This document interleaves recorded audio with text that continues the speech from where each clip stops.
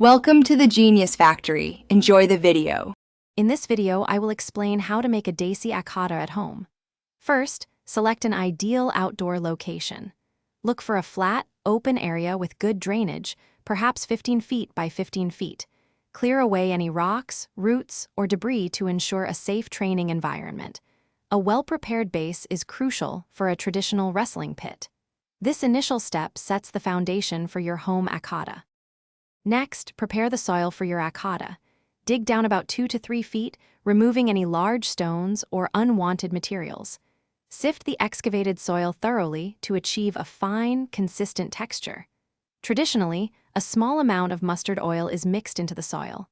This helps condition the earth, making it soft and pliable for wrestling practice.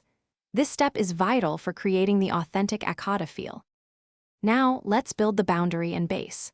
Construct a raised border around your dugout pit using bricks or stones about 1 foot high. This boundary will help contain the specially prepared soil. Next, lay a base layer of fine sand or soft earth at the bottom of the pit. Ensure this base is perfectly level and compacted evenly. A solid, even base is essential for stability and safety during training. Finally, fill your Akhada and learn about its maintenance.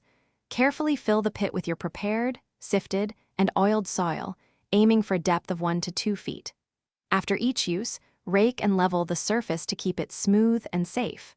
Periodically, you'll want to add a little more mustard oil and water to maintain the soil's traditional consistency. This ensures your home Akhada remains in excellent condition for years of practice. Thanks for watching. If you found this helpful, don't forget to like and subscribe.